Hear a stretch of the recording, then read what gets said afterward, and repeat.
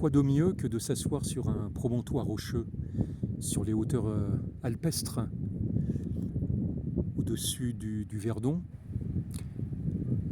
pour lire Jean-Marie Turpin, dont je célèbre l'anniversaire aujourd'hui, ce 3 août. Il a 84 ans. Bon, il est décédé, il me semble, à 72 ans, mais peu importe. Son analyse, il a écrit bien d'autres ouvrages aussi fulgurants que celui-ci, Le Chevalier Céline ou La première marche de l'Atlantide. Mais il me semble véritablement que la hauteur de ces analyses métaphysiques céliniennes est vraiment comparable dans cet ouvrage aux auteurs sur lesquels je me trouve actuellement. J'aime beaucoup ce chapitre, La vache. Je ne vais pas le lire entièrement, je vais simplement en déclamer le début. Alors, en fait, il s'agit surtout d'une analyse du voyage au bout de la nuit. Dans la première des 3 séquences décrivant la guerre, Céline nous donne la rencontre de la mort, de la possibilité effective de ma mort, de la réalité de la mort des autres, comme vérité d'illumination absolue. Dépucelé de l'horreur, jamais il ne pourra revenir sur cette révélation. Explosion, l'hymen est rompu, rien n'obstrue plus la pensée, vagin et trompe du néant. Expérience mystique inverse, conversion à la certitude de l'inexistence de tous les aspects de la transcendance véhiculés par la parole, autant de bafouillages.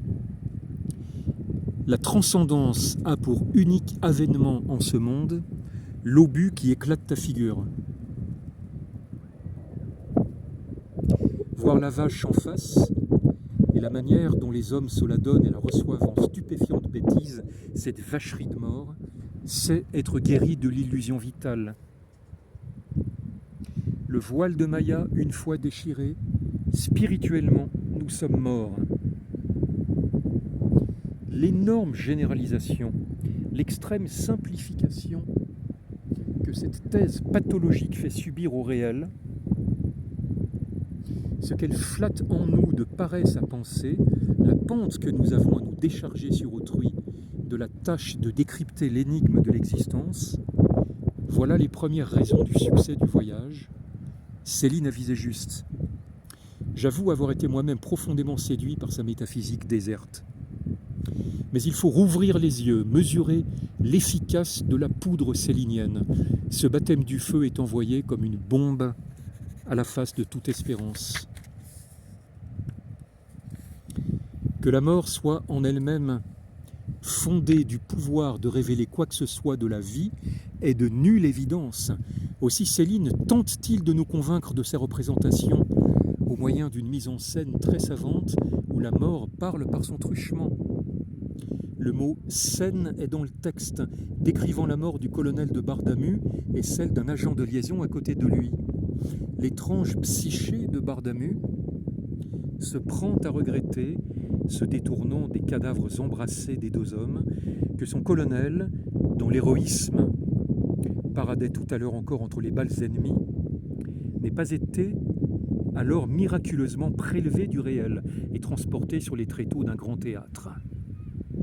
Brave comme il était cet homme-là, avec sa cuirasse, son casque et ses moustaches, on l'aurait montré se promenant comme je l'avais vu, moi, ça aurait été un succès.